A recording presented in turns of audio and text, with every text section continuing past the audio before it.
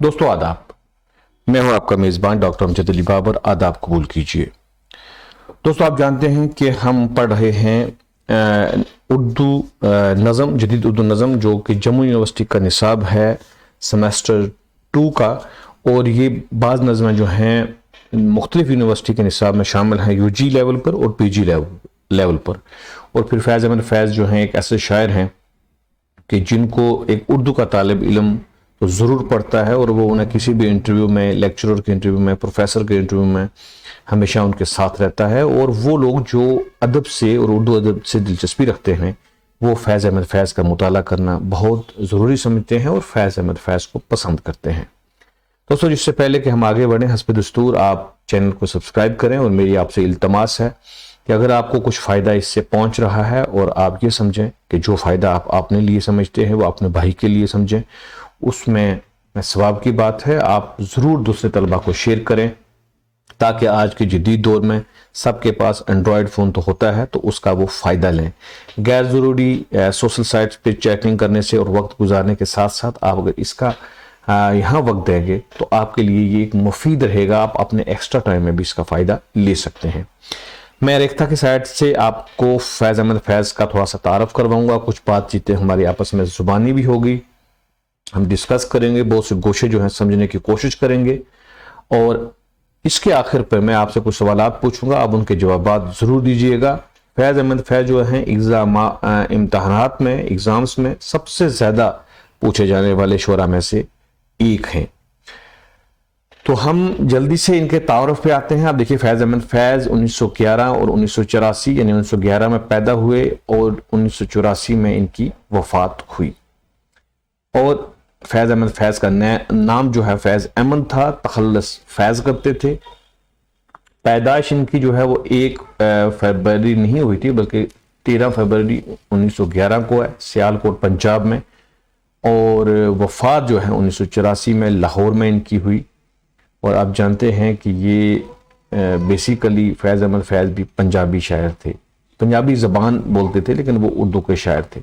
फैज़ अहमद फैज़ के असातिज़ा में पतरस बखारी उनके उस्ताद थे, मोहम्मद बिन तासीर उनके बरादर निस्बती थे, मोहम्मद बिन तासीर, और मोहम्मद हसन से भी इन्होंने तालीम हासिल की।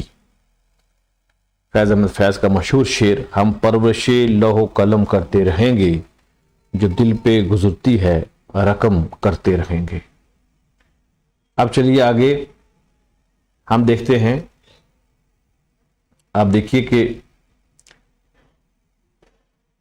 यहां से हम इसका आगाज करेंगे कि शायरी के एक नई दबस्तान का बानी यानी फैज़ अहमद फैज़ एक ऐसा शायर है जिसने अपना एक नया दबस्तान बनाया, एक नया स्कूल बनाया शायरी का। जब आपने इस वक्त तक भी फैज़ अहमद फैज़ का मुताला किया होगा कहीं ना कहीं किसी सूरत में, और इसके बाद भी करते रहेंगे, आप देखेंगे कि फैज़ अहमद फैज़ तरक्की पसंद शोरा से जुड़े रहे, लेकिन उनके यहाँ मफाहिम बिल्कुल अलग हैं। उनका अंदाज, उनका उसलूब बिल्कुल मुनफरद और जुदा गाना है। तो इसीलिए यह है कि उनका एक अपना स्कूल है जिसने जदीद उर्दू शायरी को बैनुल अक़वामी शनाख्त से हमकनार कराया, कि उन्होंने उर्दू शायरी को इंटरनेशनल लेवल तक वो लेकर चले गया अपनी शेरी सलाहियतों की वजह से।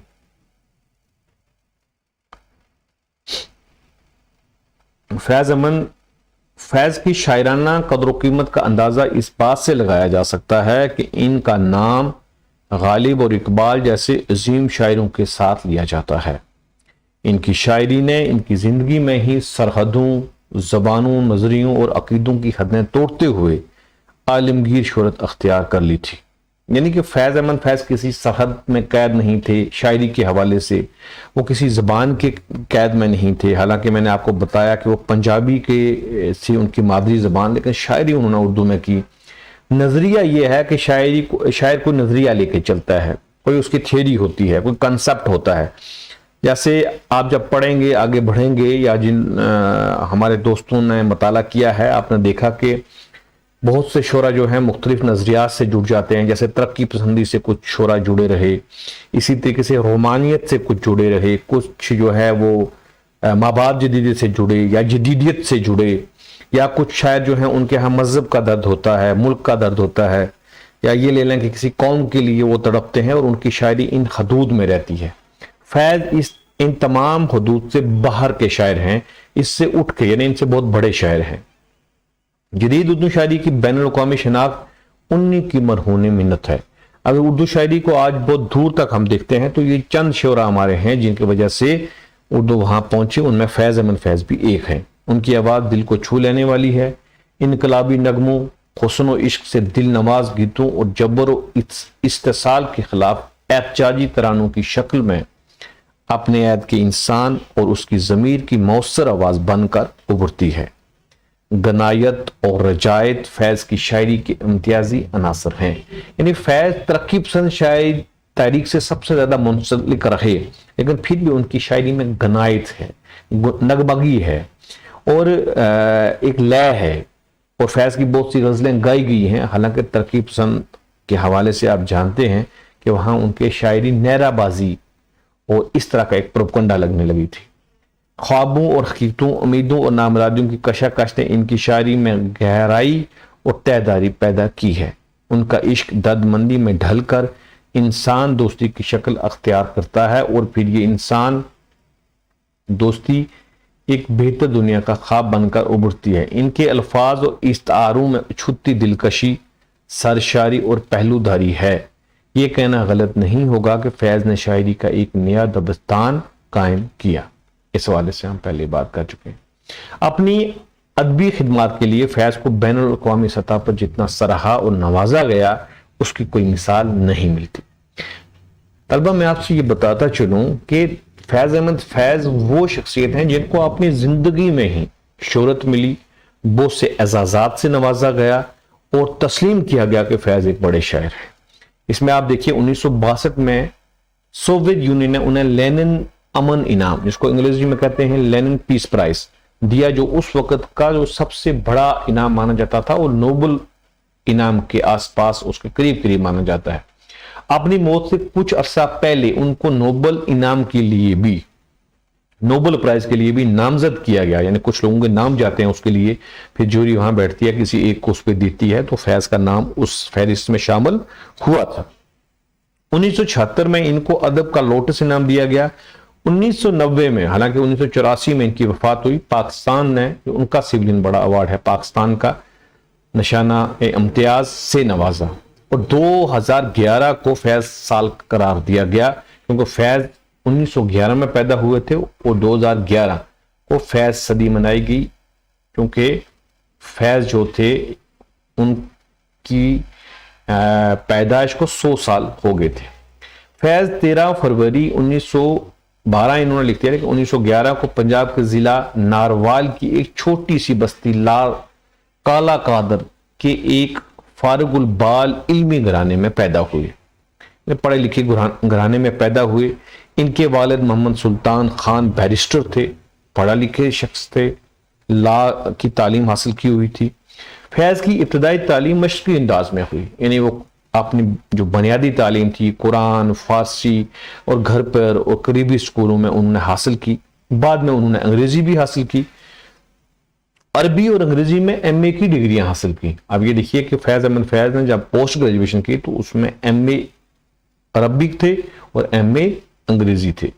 گورنمنٹ کالج لاہور میں دورانیہ تعلیم فلسفہ اور انگریزی ان کے خاص مضامین تھے۔ فلسفہ یعنی فلسفی اور انگریزی انگلش ان کے فیورٹ جو سبجیکٹ تھے۔ اس کالج میں ان کو احمد شاہ بخاری، جس کو ہم پطرس کے نام سے جانتے ہیں، صوفی غلام مصطفیٰ تبسم جیسے استاد اور مربی ملے۔ تعلیم سے فارغ ہو کر 1935 میں فیض نے امرتسر کے محمدن اورین کالج میں بطور لیکچرر ملازم اختیار کر لی۔ یہاں بھی انہیں اہم ادیبوں اور دانشوروں کی صحبت ملی، جن میں محمد دین تاثیر، صاحبزادہ محمود الظفر اور ان کی اہلیہ رشید جہاں، سجاد ظہیر اور احمد علی جیسے لوگ شامل تھے۔ اب یہ سارے لوگ جو تھے بڑے اچھے ادیب تھے، اور آپ دیکھیں گے کہ ایک اس وقت ترقی پسندوں کا ایک افسانے کا ایک مجموعہ نکلا تھا انگارے کے نام سے، تو ان لوگوں کے وہاں، جس میں سجاد ظہیر، رشید جہاں، محمود الظفر، ان کے افسانے اس میں شامل تھے۔ جب آپ ترقی پسند تحریک آپ نے پڑھی ہوگی، اب جب پڑھیں گے تو آپ ان لوگوں کا ذکر اچھی طریقے سے آپ وہاں دیکھیں گے۔ 1941 میں فیض نے ایلیس कैथरीन जॉर्ज से शादी कर ली। एलियस जो उनकी शादी थी, गोरी खातून थी, अंग्रेज खातून थी। ये तासीर की एलिया की छोटी बहन थी। तासीर जो इनके मोहम्मदीन तासीर जो इनके हमजुल्फ थे फैज अहमद फैज के, दोनों ने गोरियों से शादी की थी। तो 16 साल की उम्र से बरतानवी कम्युनिस्ट पार्टी से वाबस्ता थी। शादी की सादा तकरीब श्रीनगर में तासीर के मकाम पर मुनक्कद हुई। निकाह शेख अब्दुल्ला ने पढ़ाया। शेख अब्दुल्ला जो हमारे चीफ मिनिस्टर भी रहे जम्मू कश्मीर के और डॉक्टर फारूक अब्दुल्ला के वालिद, उन्होंने फैज का निकाह पढ़ाया था। ये भी सवाल अक्सर पूछा जाता है इंटरव्यूज में। मजाज और जोश मेरी आबादी ने तकरीब में शिरकत की। मजाज यानी असरारुल हक मजाज जिन्होंने अलीगढ़ का तराना लिखा था, और जोश मिली आबादी यानी शबीर हसन खान बहुत बड़े शायर थे उस वक्त के और आज भी उर्दू अदब में इनका बड़ा कद है, दोनों फैज की शादी में शरीक थे। 1947 में फैज ने मियां इफ्तिखारुद्दीन के असरार पर उनके अखबार पाकिस्तान टाइम्स में मदीर आला की हैसियत से काम शुरू किया। ये याद रखें कि 1947 में उन्होंने पाकिस्तान टाइम्स में काम करना शुरू किया था। साल 1951 में फैज की जिंदगी में सोबतों और शायरी में निखार का पैगाम लेकर आया। उनको हुकूमत का तख्ता उल्टने की साजिश में, जिसे रावलपिंडी केस कहते हैं, गिरफ्तार कर लिया गया। बात इतनी थी कि लियाकत अली खान के अमेरिका की तरफ झुकाव और कश्मीर के हुसूल में इनकी नाकामी की वजह से फौज के बेहतर बहुत से ऑफिसर इनसे नाला थे। किससे? लियाकत अली खान से, कि वो कश्मीर की तरफ ध्यान नहीं दे रहे थे और अमेरिका की तरफ उनका झुकाव था, तो इसलिए ऑफिसरान उनसे नाराज थे। अकबर खान फौज में फैज के ऑफिसर आला थे। 23 फरवरी 1951 को अकबर खान के मकाम पर एक मीटिंग हुई जिसमें कई फौजी अफसरों के साथ फैज और सजाद जहीर ने भी शिरकत की। मीटिंग में हुकूमत का तख्ता पलटने की तजवीज पेश की गई, लेकिन उसे नाकाबिल अमल कहते हुए मुस्तरद कर दिया गया। लेकिन फौजियों में से ही किसी ने हुकूमत की खुशनुदी हासिल करने के लिए बात जनरल अयूब खान तक पहुंचा दी। उसके बाद मीटिंग के शुरका को बगावत के इल्जाम में गिरफ्तार कर लिया गया। तकरीबन 5 साल उन्होंने पाकिस्तान की मुख्तलिफ जेलों में गुजारे। आखिर अप्रैल 1955 में उनकी सजा माफ हुई। रिहाई के बाद वो लंदन चले गए। 1958 में फैज पाकिस्तान वापस आए, लेकिन जेल खाना एक बार फिर उनका मुंतजर था। अस्कंदर मिर्जा की हुकूमत ने कम्युनिस्ट मवाद शाया और तकसीम करने के इल्जाम में इनको फिर गिरफ्तार कर लिया। इस बार उनको अपने मद्दा जुल्फ़िकार अली भुट्टो की कोशिशों के नतीजा में 1960 में रिहाई मिली और वो पहले मास्को और फिर वहां से लंदन चले गए। 1962 में लेना मिला। तो ये फैज का वो लिखा जोखा था कि जिस तरीके से उन्होंने एक मीटिंग हुई थी जिसमें यह था कि हुकूमत का पाकिस्तान में पलटा जो है तख्त पलट दिया जाएगा, उस पर हुकूमत यानी अयूब खान को पता चल गया, जिसकी वजह से बहुत से लोग जेलों की सलाखों में भेज दिए गए। उनमें फैज अहमद फैज भी एक थे। फिर बाद में उनको 1962 में लेनिन पीस प्राइज भी मिला। लेनिन नाम मिलने के बाद फैज की शोहरत जो अभी तक हिंदुस्तान और पाकिस्तान तक महदूद थी, सारी दुनिया बिलखुसूस सोवियत ब्लॉक के ममालिक तक फैल गई। यानी रशिया वगैरह जो थी वहां तक उनकी फैल गई। तरक्की पसंदी थे और तरक्की पसंदी का जो आगाज था वो रशिया से हुआ था। इनकलाब रूस से 1917 में हुआ था और लेनिन और ये लोग जो थे उसके लीड करने वाले थे। अब फैज जो था वो एक बैनुल अक़वामी फिगर बन चुका था। उन्होंने कसरत से गैर मुल्की दौरे किए और वहां लेक्चर दिए। उनकी शायरी के तर्जमे मुख्तलिफ जुबानों में होने लगे और उनकी शायरी पर तहकीकी काम शुरू हो गया। 1964 में फैज पाकिस्तान वापस आए और कराची में मुकीम हो गए। उनको अब्दुल्ला हारून कॉलेज का डायरेक्टर मुकर्रर किया गया। इसके अलावा भी जुल्फ़िकार अली भुट्टो ने, जो कि उस वक्त के पीएम थे पाकिस्तान के, उनको खूब नवाजा और कई अहम ओहदे दिए। वजारत सकाफत के मशीर का ओहदा भी शामिल था। 1970 में जनरल ज़ियाउल हक ने भुट्टो का तख्ता उल्टा तो फैज के लिए पाकिस्तान में रहना नामुमकिन हो गया। यानी जब ज़ियाउल हक आ गए तो ये भुट्टो के साथ चलने वाले थे, तो इनके लिए मुश्किलात का सामना वहां पर हुआ। उनकी सख्त निगरानी की जा रही थी और कड़ा पैरा बैठा दिया गया था। एक दिन वो हाथ में सिगरेट थाम कर घर से यूं निकले जैसे चहलकदमी के लिए जा रहे हों और सीधे बहरूत पहुंच के। उस वक्त फलस्तीनी तंजीम आज़ादी का मरकज बहरूत में था और یاسر عرفات سے ان کا یارانہ تھا۔ اب دیکھیے کہ فیض احمد فیض یاسر عرفات جو فلسطین کے لیڈر تھے ان کے ساتھ بھی ان کے تعلقات تھے۔ بیروت میں وہ سوویت امداد یافتہ رسالہ لوٹس کے مدیر بنا دیے گئے۔ 1982 میں خرابی صحت اور لبنان جنگ کی وجہ سے فیض پاکستان واپس آ گئے اور دمہ اور لو بلڈ پریشر کے مریض تھے۔ 1964 میں انہیں ادب کے نوبل انعام کے لیے نامزد کیا گیا، لیکن کسی فیصلہ سے پہلے 20 نومبر 1984 کو ان کا انتقال ہو گیا۔ تو گویا آپ دیکھ رہے ہیں کہ فیض احمد فیض اپنی زندگی میں ہی پرائم منسٹر جیسی شخصیات کے ساتھ رہے، وہاں بڑے عہدے سے نوازے گئے، ڈائریکٹر رہے۔ تو ورنہ آپ دیکھیں گے کہ اکثر شعراء کی معاشی حالت اچھی نہیں ہوتی ہے، لیکن فیض احمد فیض کی اچھی معاشی حالت ہونے کے باوجود بھی وہ کسی موقف پر کام کرتے رہے، وہ اپنے دل کی بات کا اظہار کرتے رہے، جس کے لیے ان کو کئی بار جیل بھی جانا پڑا۔ فیض مجموعی طور پر ایک عام ادیب و شاعر سے بہتر زندگی گزاری۔ وہ ہمیشہ لوگوں کی محبت میں گرے رہے، وہ جہاں جاتے لوگ ان سے دیوانہ وار پیار کرتے۔ فیاض بنیادی طور پر رومانی شاعر ہیں اور ان کی شاعری کو معشوقوں کی کمک برابر ملتی رہی، یعنی کہ وہ رومانی شاعر ہیں، حالانکہ ترقی پسندی سے وہ بہت دیر تک وابستہ رہے، لیکن ان کی شاعری میں رومانیت ملتی ہے۔ ایک بار امرتا پریتم جو ایک ایکٹرس ہیں، رائٹر ہیں، ان کو کہتے ہیں، ان کو اپنا راز بتایا، رازدار بناتے ہوئے انہوں نے کہا، میں نے پہلا عشق 18 سال کی عمر میں کیا، لیکن ہمت کب ہوتی تھی زبان کھولنے کی، اس کا بیاہ کسی ڈوگری جاگیردار سے ہو گیا، یعنی جس خاتون سے محبت ہوئی وہ کہیں اور اس کی شادی ہو گئی۔ دوسرا عشق انہوں نے ایلیس سے کیا، پھر ایک شناسہ چھوٹی سی لڑکی تھی، وہ مجھے بہت اچھی لگتی تھی، اچانک مجھے افسوس ہوا کہ وہ بچی نہیں، بڑی حساس نوجوان خاتون ہے۔ میں نے ایک بار پھر عشق کی گہرائی دیکھی، پھر اس نے کسی بڑے آفیسر سے شادی کر لی۔ اس کے علاوہ بھی کچھ پردہ نشینوں سے ان کی تعلقات تھے جن کو انہوں نے پردہ میں رکھا۔ فیض بنیادی طور پر رومانی شاعر ہیں، جیسا کہ پہلے ذکر ہو چکا ہے۔ رومانیت ان کی فطرت ہے، وہ زندگی کی الجھنوں، پریشانیوں اور تلخیوں کا سامنا ایک حساس شاعر کی طرح کرتے ہیں، لیکن نہ بغاوت پہ اترتے ہیں اور نہ نعرے لگاتے ہیں، بلکہ ان تلخیوں کو سہتے ہوئے اس زہر کو امرت بنا دیتے ہیں۔ وہ ایک احساس شاعر تھے، ایک پورے عہد پر اثر انداز ہوئے۔ ان کی شاعری میں کئی اردو انگریزی شعراء کی گونج سنائی دیتی ہے، لیکن آواز ان کی اپنی ہے۔ وہ اس لحاظ سے ترکیب پسند شعراء کے میر کارواں ہیں۔ انہوں نے جدید عہد کے تقاضوں سے اپنی شاعری کو ہم آہنگ کیا۔ ان کی غزلوں میں ایک نیا لب و لہجہ اور نیا تصور عشق ملتا ہے۔ اس میں ایک نئی کیفیت کے ساتھ ساتھ تازہ احساس، ادراک، خاص ولولہ ملتا ہے، جس میں تازگی اور شگفتگی ہے۔